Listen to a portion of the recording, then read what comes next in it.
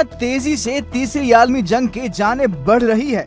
روس اور یوکرین میں جنگ شدت اختیار کر رہی ہے۔ یوکرین کے پیچھے مغرب کھڑا ہے تو روس کے ساتھ شمالی کوریا جنگ میں شامل ہے۔ شمالی کوریا کے سربراہ کم جونگ ان نے خود کش ڈرونز کی پروڈکشن بڑھانے کا حکم دے دیا۔ شمالی کوریا کے اقدام پر مغربی دنیا کی تشویش بڑھ گئی ہے، جو پہلے ہی شمالی کوریا اور روس کی بڑھتی عسکری شراکت داری سے پریشان ہے۔ شمالی کوریا کی سرکاری خبر رساں ایجنسی کے مطابق کم جونگ ان نے جدید ترین خودکش ڈرونز کے ٹیسٹ کا معائنہ کیا۔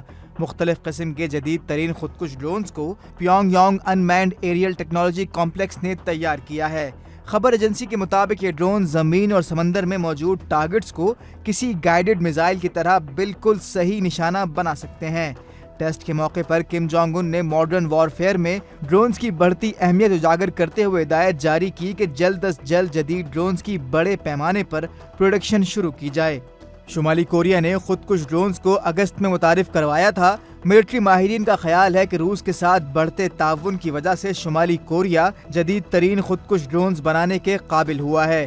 جدید ترین خودکش ڈرونز کی ماڈرن وارفیئر میں اہمیت بڑھتی جا رہی ہے، کیونکہ یہ ٹینک، توپ خانے، گاڑیوں اور دیگر ٹارگٹس کو بآسانی اور کم خرچ میں نشانہ بنا سکتے ہیں۔ مغربی ایشیا اور روس یوکرین جنگ میں خودکش ڈرونز کا بڑے پیمانے پر استعمال دیکھنے میں آیا ہے۔ مزید نیوز اپ ڈیٹس اور ڈیجیٹل سٹوریز کے لیے سبسکرائب کریں ڈان نیوز پاکستان۔